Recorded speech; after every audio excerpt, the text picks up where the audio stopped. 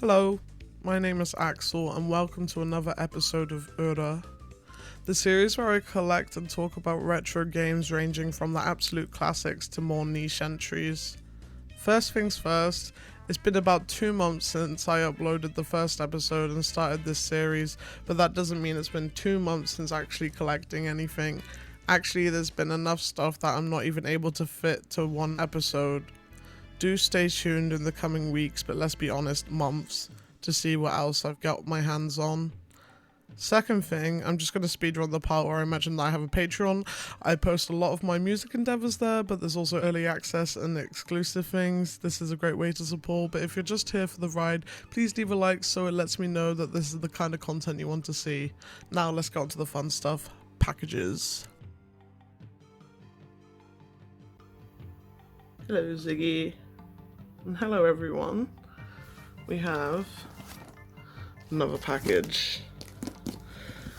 I love doing these. I know what this is already, so we're just gonna get right into it. We're in there a little bit. Kinda gotta just take this off. Okay. Oh, there's even more to open. Okay, thank God. That was easy. Alright. No way.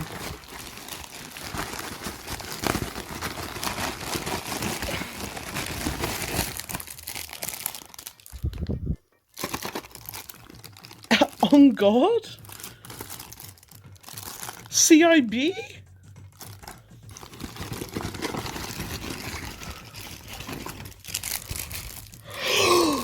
No way, dude! What? Okay. Oh my God. Oh my God. Is this really CIB Donkey Kong? Is this real? Holy shit, bro! No fucking way! Oh my God, like, I'm sorry for swearing. Oh my God. No monetization happening here, but oh my God. What? Is this a real CIB Donkey Kong 64 Japanese copy? That is so cool, dude. I didn't even know it was gonna be CIB. Oh my God. That is actually a surprise. That is genuinely a surprise. Okay, so far the expansion pack seems to be CIB as well, which, wow. Oh, there's no way to, this Donkey Kong though, we need to look inside. Let's see what the cartridge looks like, what we're working with. Oh my God, it looks really good, it looks really good. There's a stamping on the back. And look at this front, it's pristine. This checks out. I mean, wow. Do I look through, let's see what manuals are here, yeah? Okay, so I'm not sure what we have here, but it's a Mario Party, some sort of thing. I'm not really too sure.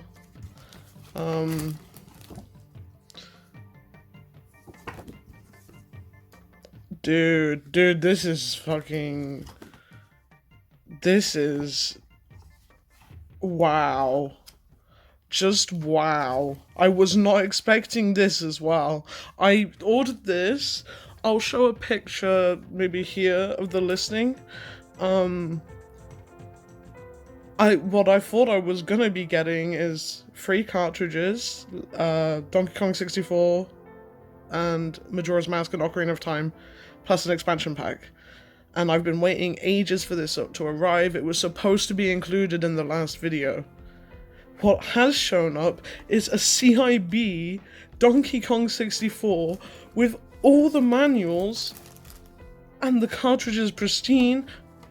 I'm gonna display this with my Castlevania box. Wow, just wow. I am, and not to mention the boxed expansion pack. Now, let's take a look at these Legend of Zelda cartridges. Okay, so we've got the Legend of Zelda Majora's Mask. Very nice condition. And we go to the back. You have a punching on the back there. The Nintendo logo checks out. The bottom of the cartridge checks out. Yeah, that all checks out. Okay. And then let's make predictions. I have a funny feeling this is gonna be another 1.0. So we're gonna check.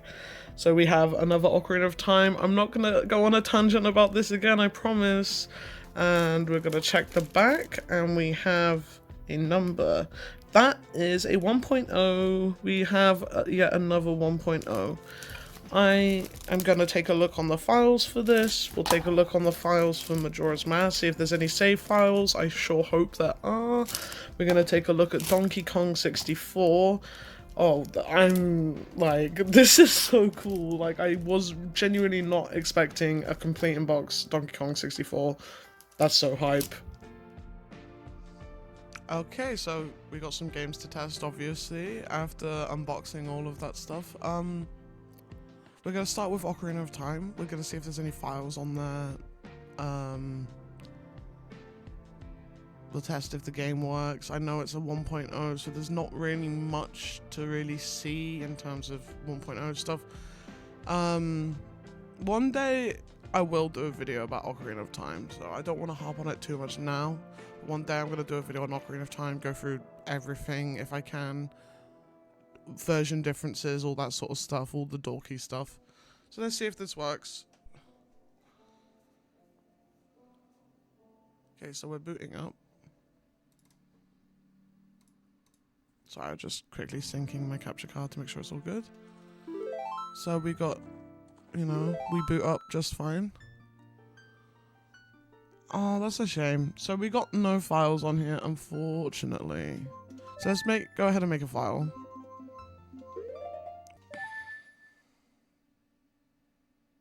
So I'll let it play out. Maybe I'll do like, I don't know, the first dungeon or something.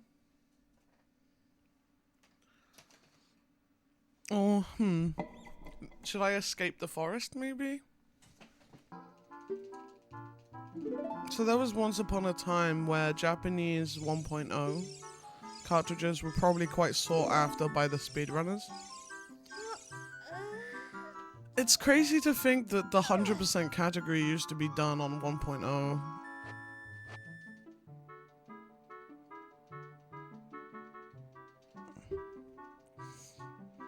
The most desired version of Ocarina of Time to play is a Japanese virtual console on the Wii. Not the Wii U, just the Wii. It's probably the best version of the game when it comes to speedrunning. And there's a lot of cases now, it's like a lot of stuff that's been found would actually in fact crash on N64. In all honesty though, like, as much as I like the N64 controller, I do prefer the GameCube controller. But the Wii Virtual Console will let you plug in like any controller pretty much that you can physically plug in within reason.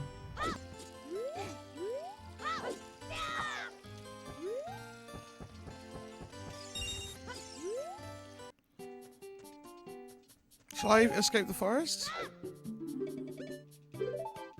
I don't really know what use I have for doing that though, that's the thing.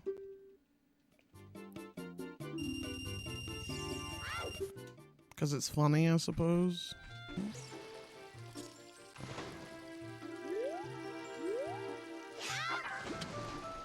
Should I try super slide? Hyper water extended super slide. Hold on. This is one thing about the N64 version of Ocarina of Time. It is so much easier to hold ESS position, and I'm gonna kind of describe ESS position as best as I can. But, okay, if I nudge the control stick either left or right ever so slightly, you see like Link shimmy.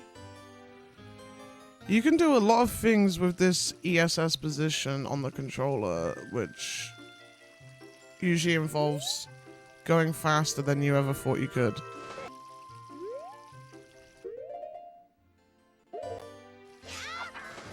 There we go. And I could just kind of slide myself.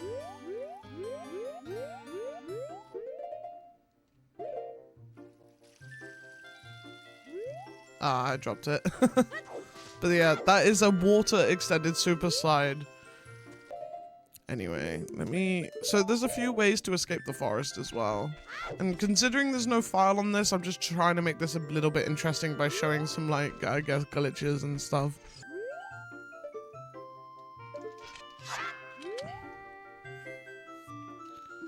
Okay, so this is a form of forest escape that involves getting... You just go inside of this dude and then pretty much you kind of end up in a way where he will move around you kind of thing. Like he's still trying to block you, but you can kind of like roll under him. Anyway, shall we get on to testing Majora's Mask? I think we should.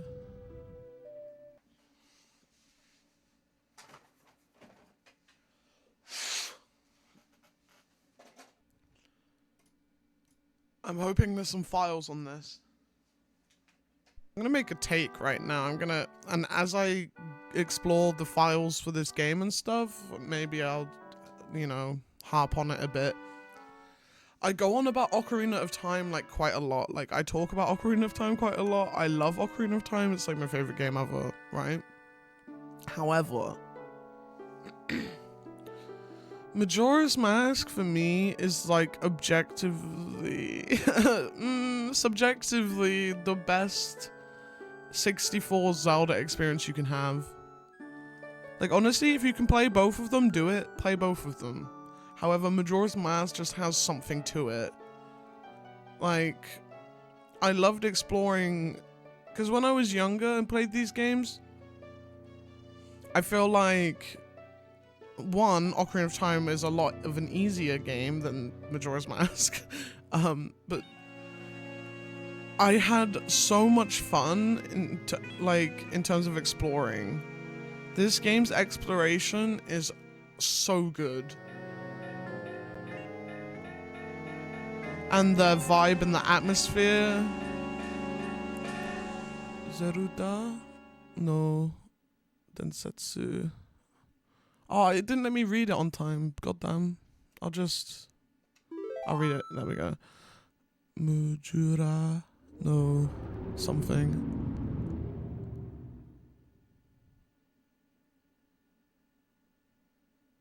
Anyway, that's cool as hell, isn't it? There's some files!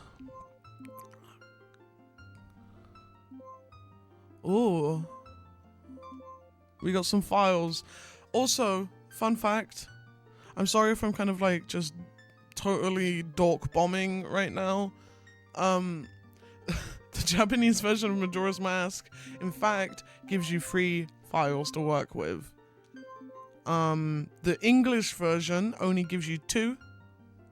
Because in the English version, they were like, you know what? Because the way you save in this game is a bit different to Ocarina of Time. In Ocarina of Time, you just press start, and then you press like B, and then it says, do you want to save?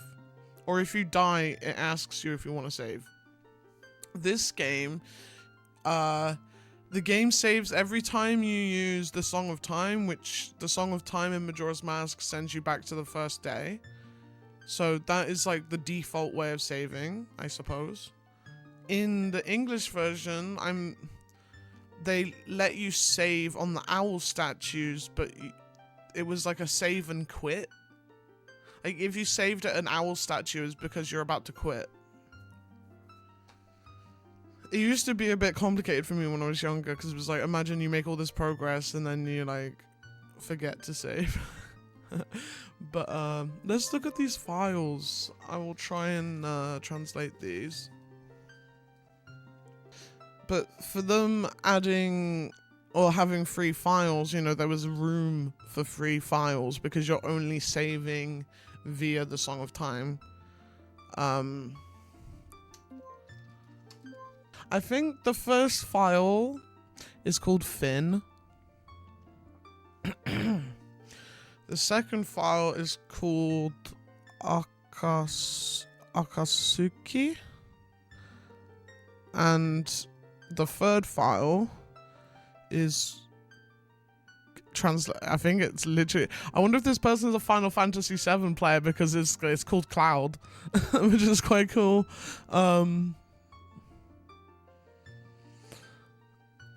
Yeah, I mean, I'm ready to just explore. Let's see what we're working with here. This person is an end gamer that they're kind of close to 100% in, I suppose. This person's like halfway through the game essentially, and this person's on a fresh save. So let's look at. Come on, let's look. I think we know what we're gonna do here.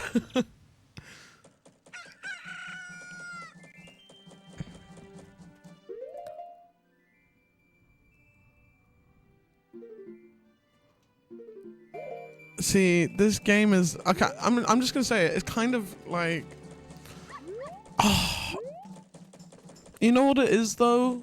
I wouldn't wish for things to be any different. Without Ocarina of Time, there's no Majora's Mask, you know?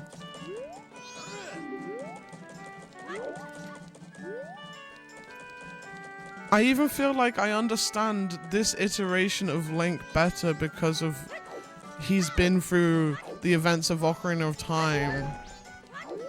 Not to get like weird about it, but like he's older and he's like, it's like, oh, he had to become like grown up, yeah, to like beat Ganon, but like that's kind of taught him as a child how to be like as strong as the hero of time. Oh, I know where I need to go. I want to advance time as much as possible and then go fight Majora, basically. If you've never played Majora's Mask before, I suggest skipping ahead. I think, although it's kind of hard to not have seen stuff from this game, but, you know, I guess a spoiler warning, but... Whoa. There's no way that's what it's called in Japanese, bro. Devil's Mask? Are you sure? I need to like double check this. Demon God's Mask, where in C, can only be used in the boss room where evil power resides. So if there's ever a time you need to advance time in this game, this grandma you can go to her and she'll tell you a story for so long that time advances. But you can only do it until like...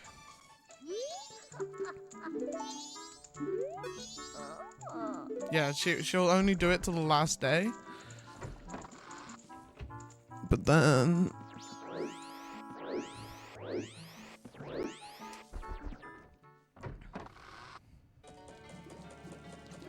I love how Clock Town's music changes depending on what day it's on. The like last day version of the Clock Town music is so eerie. Like you have the like, it's like a, like the first day Clock Town music is so like pleasant. And this is just frantic with a dark undertone. And then you can advance time to nighttime by going to is this West Clock Town? I can't remember. Is it West? You talk to this guy and you dance with him until night. Also, I do need to make something quite clear, is that there are some regional differences between the Japanese version and the English version.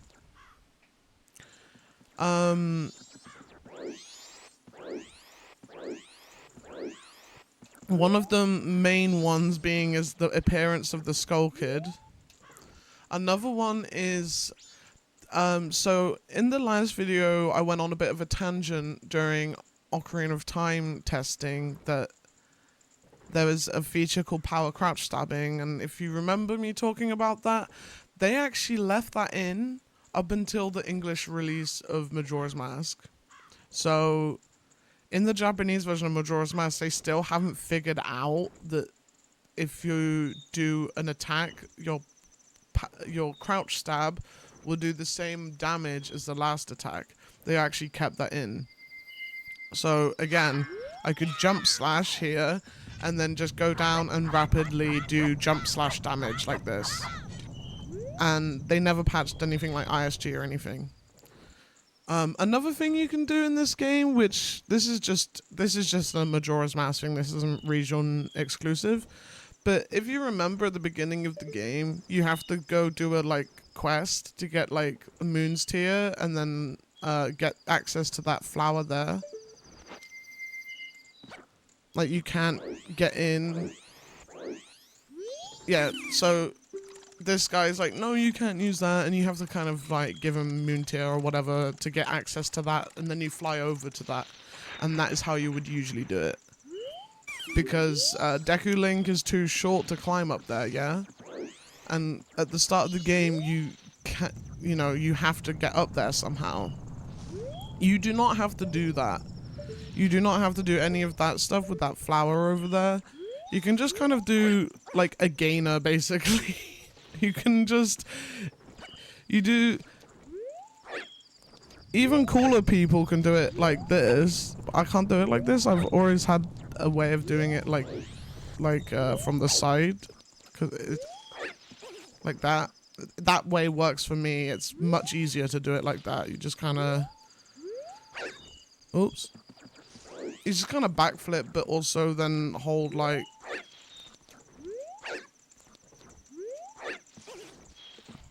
yeah, I don't know. But obviously when you're like Link or Goron Link or Zora Link, you can climb up that no problem. But when you're stuck as Deku Link, and if you want like a tiny sequence break to get up here, that's the way. I wonder what else is region exclusive, like... The appearance of the Skull Kid is going to be a big one.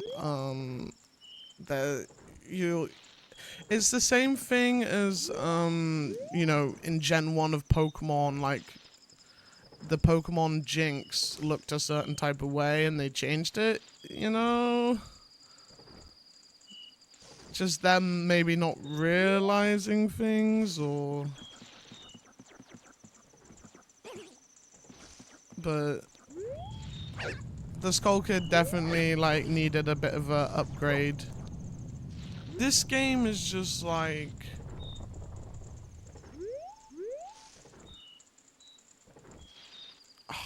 It just feels like the ultimate, like, Ocarina of Time DLC. It's, like, the definitive experience for, like, Zelda 64, you know? Let's listen to the music a bit. This is one of my favorite themes in the game.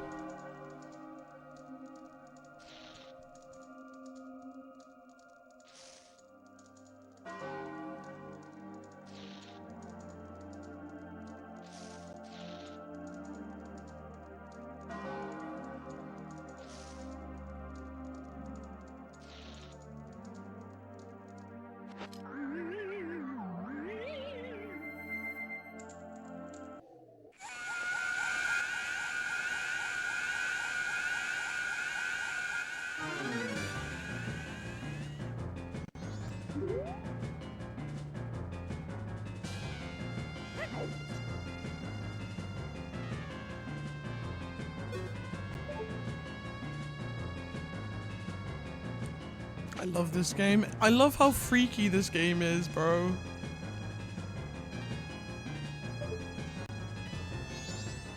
One thing though, oh my god, this is kind of embarrassing, but I actually when the Ben Drowned creepypasta came out, I like read that and I was very, very young, okay, but like it made me terrified to play this game for like the longest time.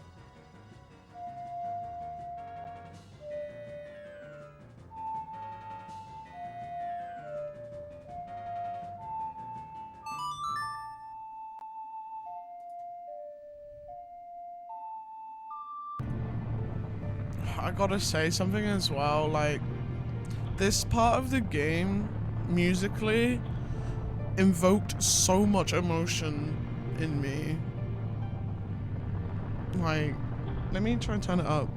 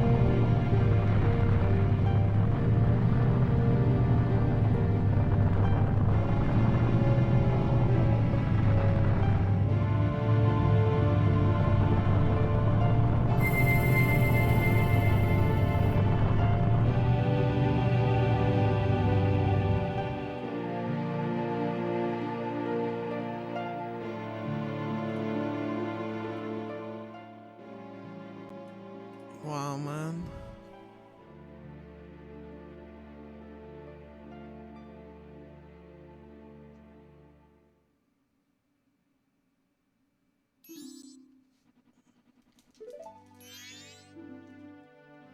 Oh, this part of the game is just perfect. You can't make a more perfect, like, like musically, this game has it going on. Like, I mean, Ocarina of Time is fantastic musically, but so is, like, both games have the perfect soundtracks to capture them. I don't know. It's amazing.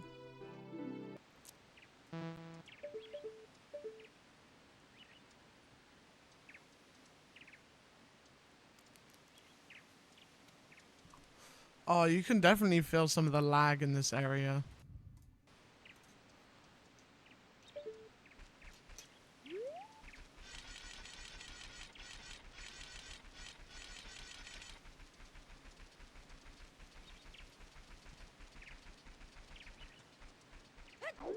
Oh yeah. Oh, that part lags. Oh. Can definitely feel it. Imagine playing the PAL version. Oh my god. I'm gonna say it. Like, I remember when I was younger, I knew no different, yeah, so it made no difference. But when I revisited the PAL version, when I was like, I don't know, a teenager, I was like, oh my god, this feels so slow. This is so slow and laggy. But yeah, this is why people do not run the N64 version. It's just pretty laggy. And don't get me wrong, it's perfectly playable. You're not gonna suffer any, like, bad stuff.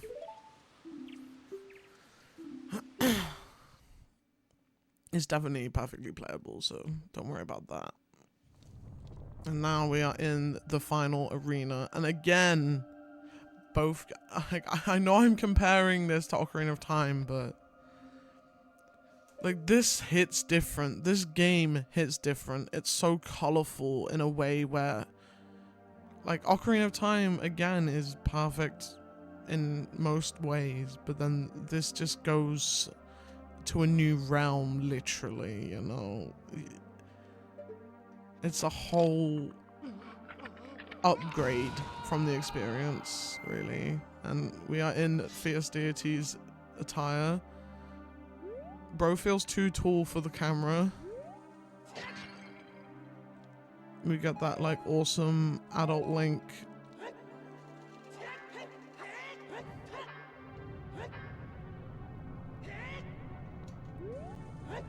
Alright, let's do this. This is gonna be pretty easy, hopefully, with this mask, so.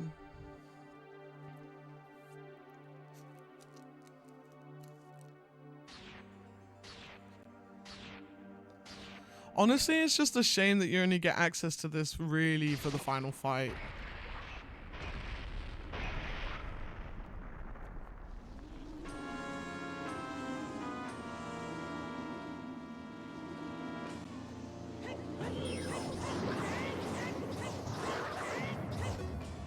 It is so OP.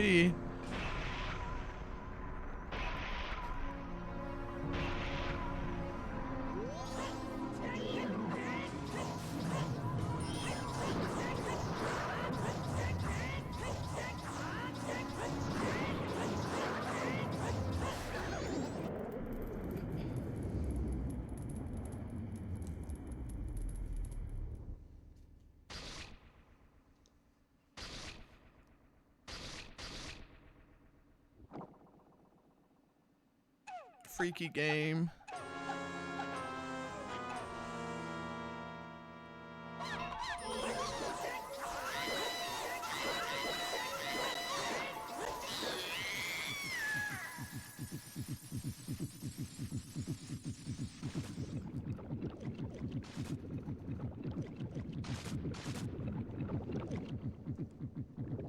Imagine a true remake, not like a port, because the 3DS versions are just ports with changes.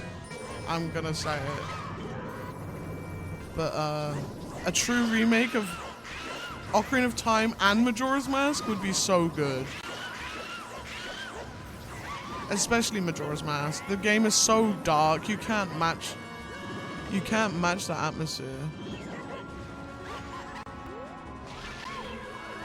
I can't see. Ow, you're whipping me.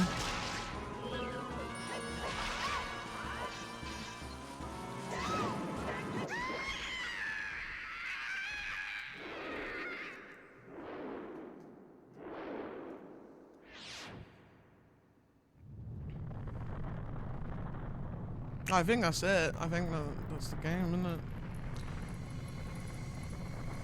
Oh, freaky. Oh yeah, you can... There's definitely... It's a bit of a laggy game. It definitely has its frame drops, but... Do you know what it is? Is like... Even Ocarina of Time is a miracle that it even, like, runs the way it does.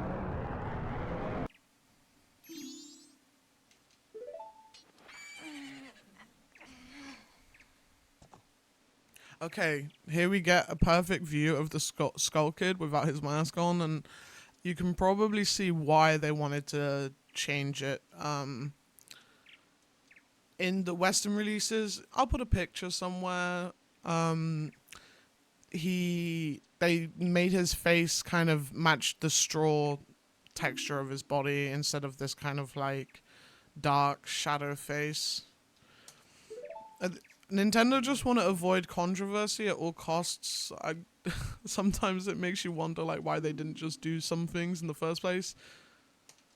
Like the Fire Temple thing, you can sort of like excuse like they didn't know it had Islamic chanting in it, and that's their own policy not to have religious symbolism in their games. But in this case, they probably should have seen the design and been like, oh, this might not look too good actually, like in terms of it being possibly controversial. I don't know if there was any controversy with it, but either way they changed it in the Western release. I think now is the time to test Donkey Kong 64. I'm gonna have to get it out the box, and this might be one of the only times I test it. We'll see. Because honestly, if it's CIB, you know, I kind of want to keep it in there. I don't want to pry it out the box too much. I can't believe it's complete in box. That is crazy. I'm still like, I'm still pogging off of that.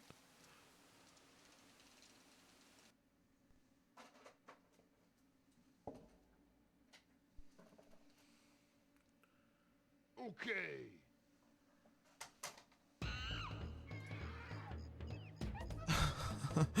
Okay, you know what's coming, guys.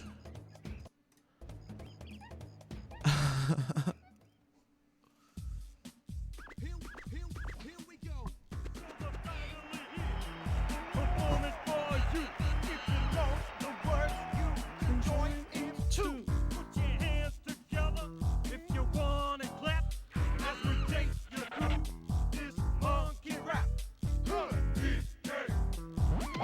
Donkey Kong.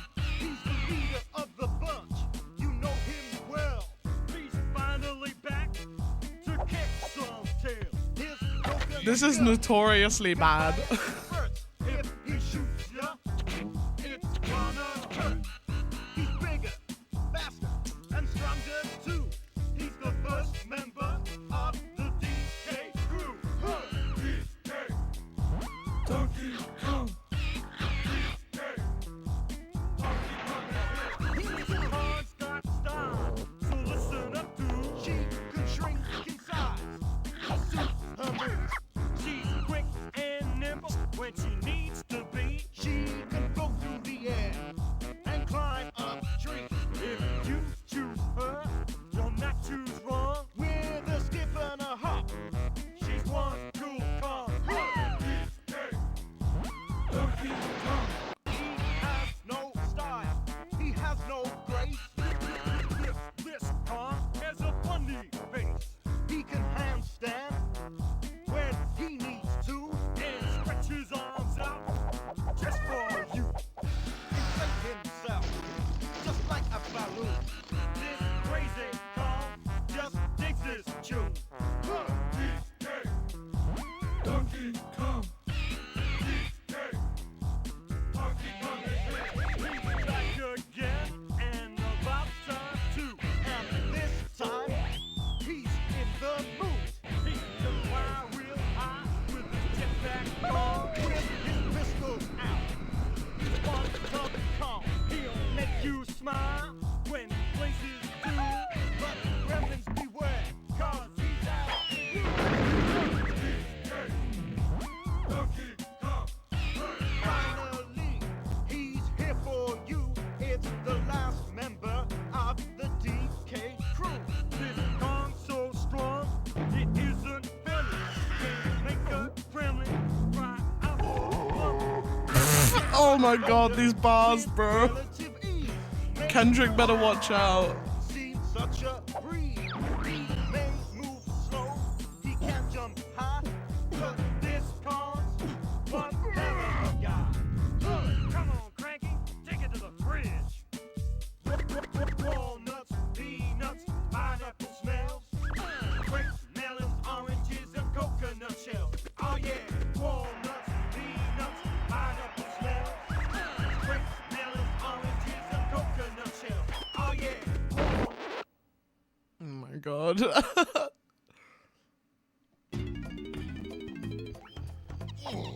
Oh, that's that rare feeling.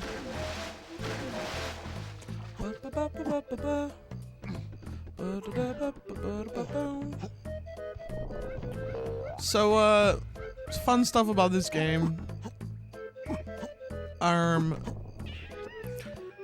never owned my own copy of DK64. But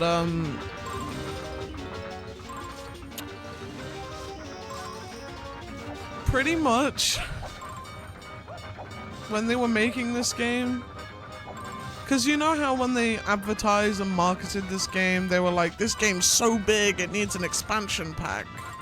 Well, here's the thing. This game would have never needed an expansion pack. Literally, they had a game breaking bug where there was like a memory leak, and then the game would crash and stuff. So they just was like, okay, let's just add the expansion pack then. And pretty much, it doesn't even totally resolve the issue. Apparently, if you leave the game on, for like 10 hours, it will crash.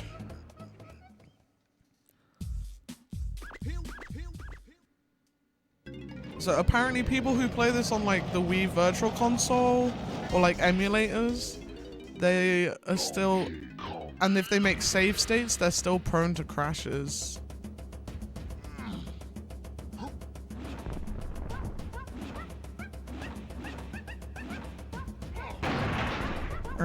Okay, so I'm guessing you get free files, I'm guessing. Is that 38 hours?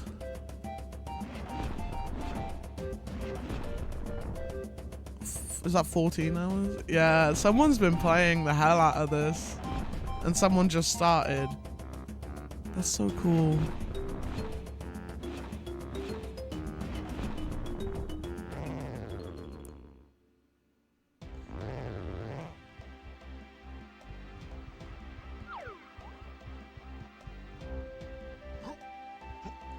This makes me even more want to get the Banjo-Kazooie and Tooie. Getting Japanese copies won't probably be not that hard, actually, to be honest, because I don't know, just Japanese collecting often can be really just good. Like, I think and don't get me wrong, it's not gonna make me totally naive and careless in this regard, but like, I am less worried about reproductions and fakes in Japan, like, if I'm being totally honest.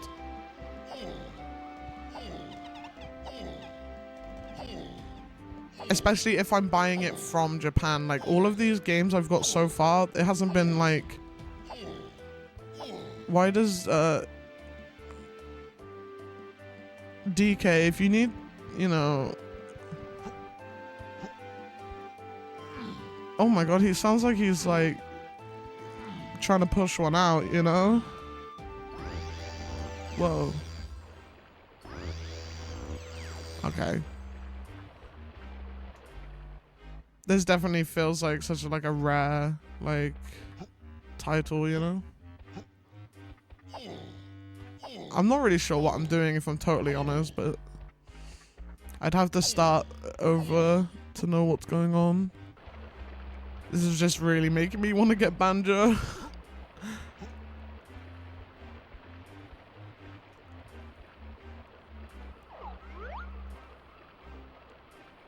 Oh, this is very cool, though.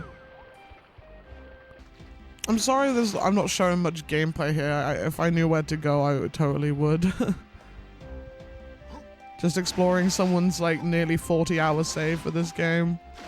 I wonder how many times they crashed. Do you guys think I'll ever get my hands on Conker's Bad Fur Day? I think I'll stop testing here.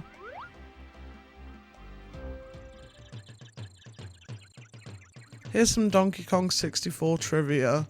Donkey Kong 64 was developed by Rare, the same British studio behind other iconic games for the N64 such as Banjo-Kazooie and GoldenEye 007. Rare had a close partnership with Nintendo through the 90s, developing some of the most beloved titles for the platform. The game went through a lengthy development process, initially starting in 1997. It was delayed several times due to technical issues in the scope of the game. It was eventually released in November 1999. It came out after Banjo-Kazooie, but before Banjo-Tooie, so it came out right between the two. It was the first Nintendo 64 game to require the expansion pack, so people may think that it needed it because the game was so massive, and it is a really bloated and big game, but interestingly there was an infamous bug in the game that caused it to crash without the expansion pack, which was one of the reasons why Rare decided to make it mandatory. It's just a memory leak. Donkey Kong 64 is often regarded as one of the most extreme examples of a collectathon, a genre where players need to gather numerous items scattered across the game world. Players had to collect hundreds of items like bananas, blueprints, and golden bananas using different characters with specific abilities to unlock new areas. The game allowed players to control 5 different Kongs: Donkey Kong, Diddy Kong, Lanky Kong, Tiny Kong, and Chunky Kong. Each character had unique abilities and weapons, which were necessary to access different areas and solve puzzles. This feature added a layer of complexity, but also contributed to the game's length. While the game was praised for its vast world, graphics, and music, composed by Grant Kirkhope, it also faced criticism for its excessive number of collectibles, which some players found overwhelming.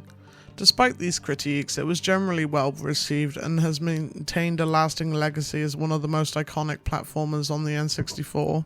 The game is famous, or infamous, for its DK rap, a quirky and now meme-worthy intro song that introduces the 5 playable characters. Despite being laughed at initially, the DK rap has since become a nostalgic and beloved piece of video game music history. An early version of Donkey Kong 64 was planned to be a 2.5D game, and it went through several conceptual phases before becoming the 3D platformer we all know today. Here's some background on that early version. Initially, Donkey Kong 64 was envisioned as a follow-up to Donkey Kong Country, the popular SNES series developed by Rare. The Donkey Kong Country games were side-scrolling platformers, and the original plan was to continue that style on the N64. The game was initially intended to be a 2.5D platformer, similar to Donkey Kong Country, where the gameplay would remain side-scrolling but with 3D graphics and some movement into the background and foreground, giving the illusion of depth. Early prototypes of Donkey Kong 64 featured a design more in line with the Donkey Kong Country series. However, as development progressed, Rare encountered technical challenges and created a seamless 2.5D platformer that could fully take advantage of the N64's capabilities. Around this time, 3D platformers like Super Mario 64 had set a new standard for the genre, making it clear that fully 3D worlds offered more freedom and exploration. After seeing the success of fully 3D games like Mario 64 and Banjo-Kazooie, also developed by Rare, the team decided to transition Donkey Kong 64 into a full 3D platformer to compete with these titles to take better advantage of the Nintendo 64's hardware. Rare was known for pushing technical boundaries, and they wanted to give the Donkey Kong series a grander scale and more complex environments, which was better suited to a 3D world. The switch to 3D required the team to abandon much of the original 2.5D prototype and start over, which is one of the reasons why development took longer than expected. The team expanded the scope, adding multiple playable characters and an enormous world filled with collectibles and challenges. Rare's decision to go full 3D also helped them align the game more with the emerging collectathon subgenre, which they had pioneered with Banjo-Kazooie. Donkey Kong 64 ended up using a version of the Banjo engine, which allowed the developers to create large complex environments and intricate character animations. This engine was designed for 3D exploration, further moving the project away from its original 2.5D concept. And now we have the last package and one more game to test. Okay, this one will be really fast. There's just one thing in here, so let's check it out.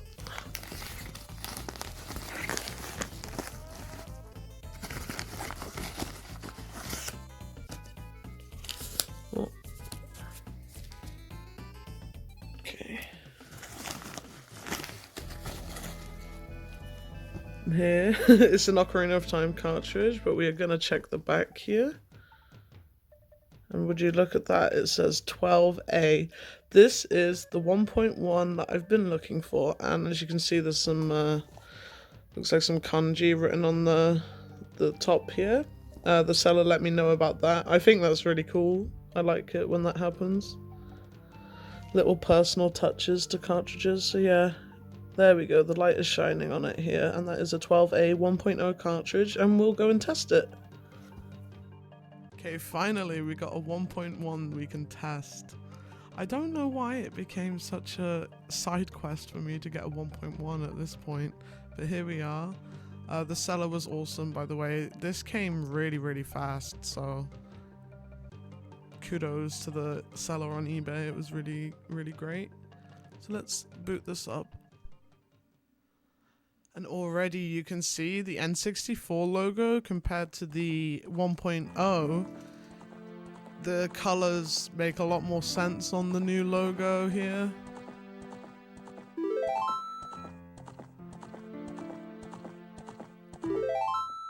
And okay, we have two files here.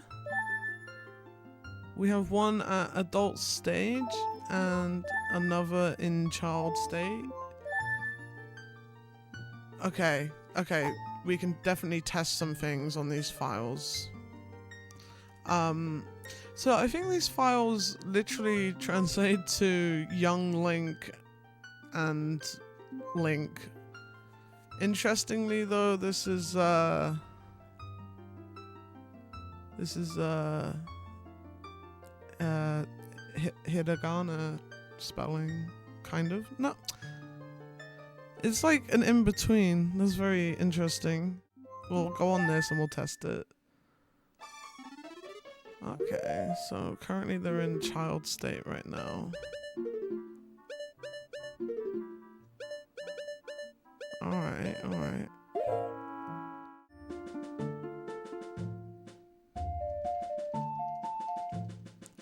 We're gonna go check out the fire temple, naturally.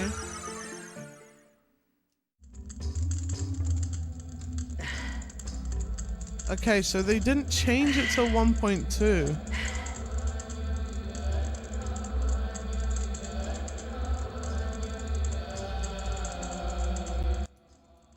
Okay. Alright.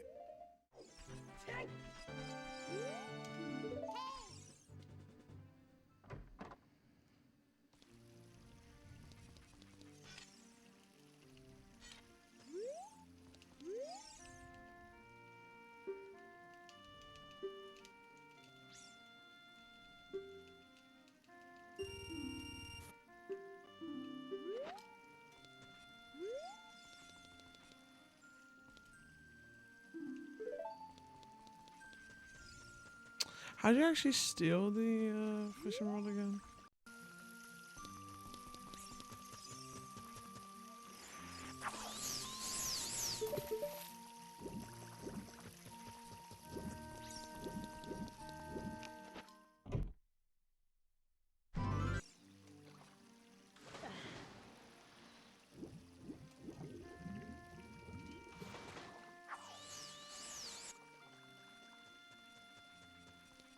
Okay.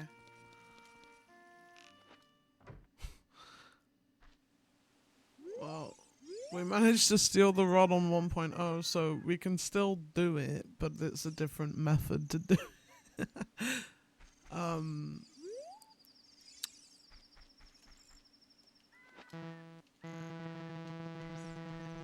So yeah, we are currently technically swordless.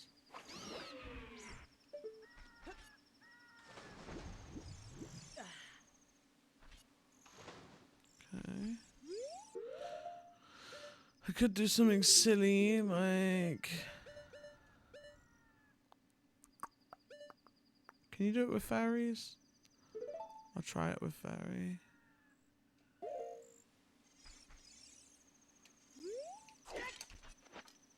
Oh, whoops, I crashed the game because if you pull out a stick on N64, the game crashes.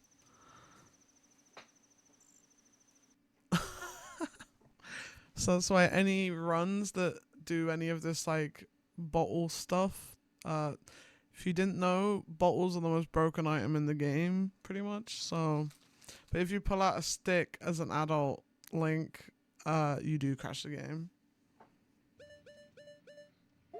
Wait, he's already been in the Shadow Temple.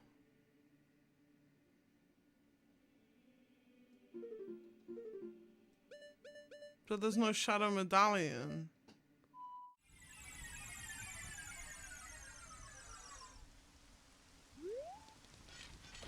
I wonder what happened.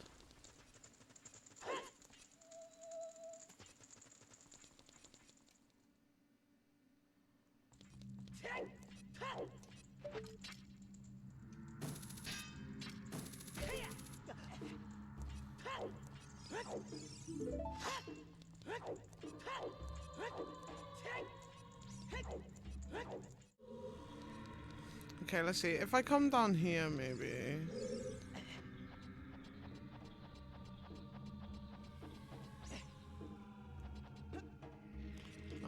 There's a like gate here. Maybe I can clip through it. 1, 2, 3.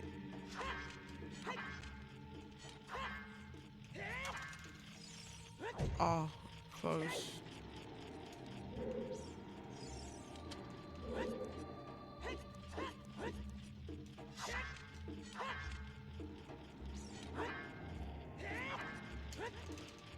There we go, I'm through. That's cool.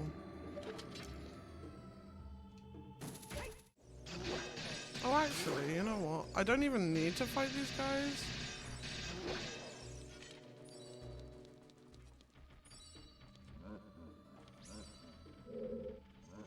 You can actually sit on the tail, and they usually just fall off.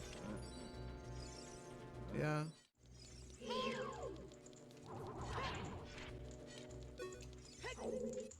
No, I need to remember which rooms to go in.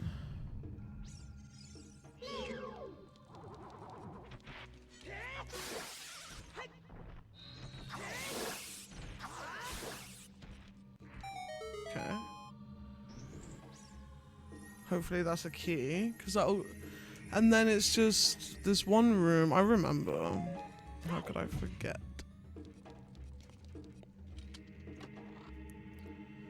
Here's one thing I always find interesting about this game, because they changed Ganon's red blood to be green, yeah? I always found it interesting they changed Ganondorf's blood, but they never, like, went around the, They never went around the Shadow Temple or bottom of the well to, change any of the blood colors, because there's clearly blood. These are torture chambers.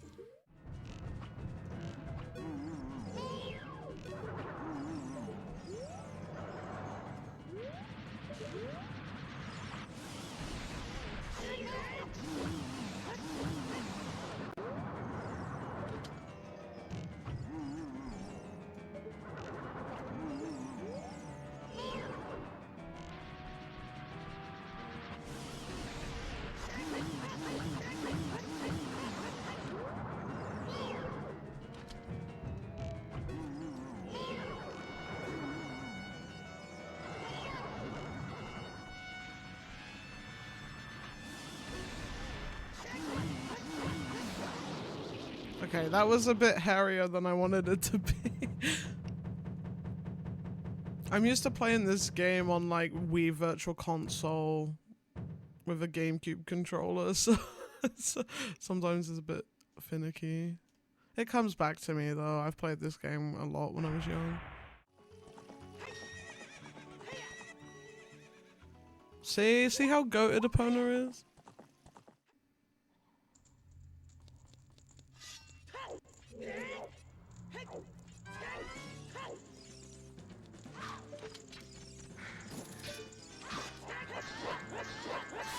There we go.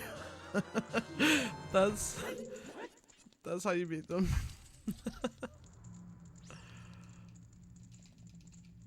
There's a strat for everything.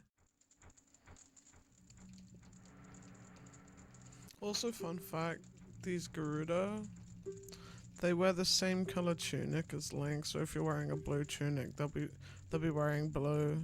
If you're wearing green, they'll wear green.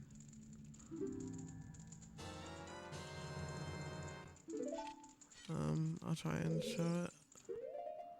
So she's wearing green right now. Now she's blue. Now she's red.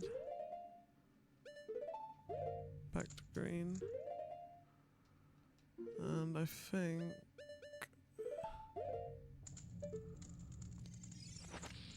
if you use a bomb, it makes her tunic change colors.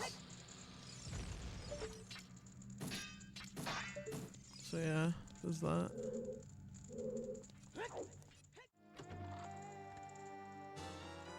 Wanna see something cool? You can hook shot to her nipples. I'm sorry, I don't make the rules.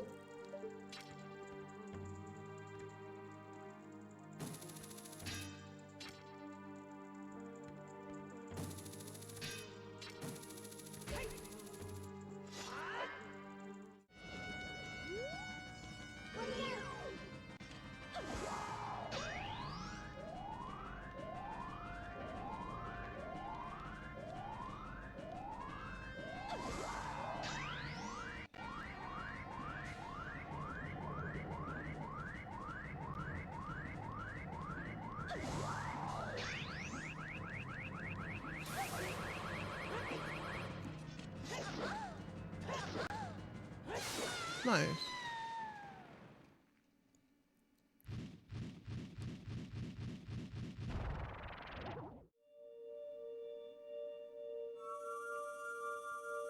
Isn't it so convenient that Zelda manages to give Link the light arrow like before she gets kidnapped?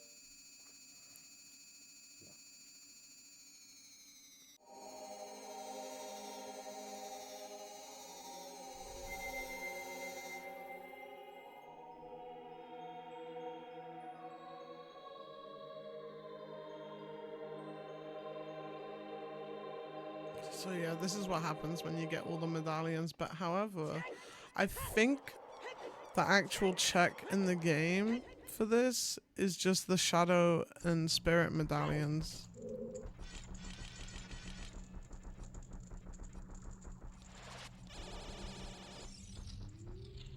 Okay, so there's this big barrier covering the progression, yeah? So you have to dispel the barriers. There is something, so, you know, that takes some time. It's not too bad, but it takes some time. If I can remember correctly.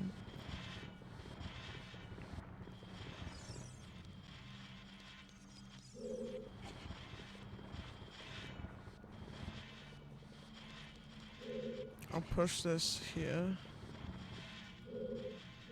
More.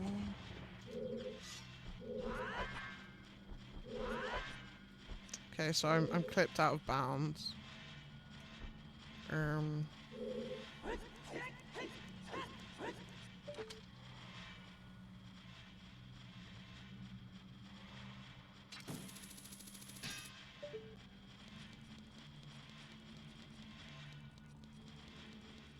Okay.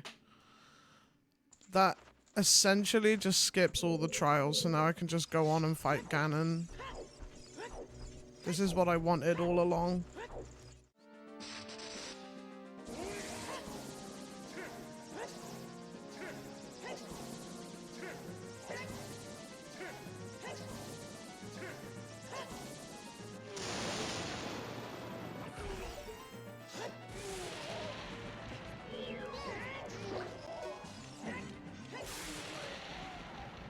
Okay, let's see what color his blood is.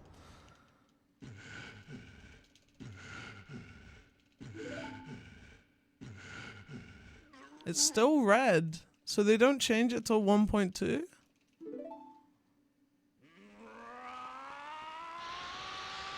And that's it for this video. Please stay tuned for the next, and please like and subscribe for more content. Huge shout out to these Patreon supporters, much love for the continued support. Until next time, I'll see you all around for the next one.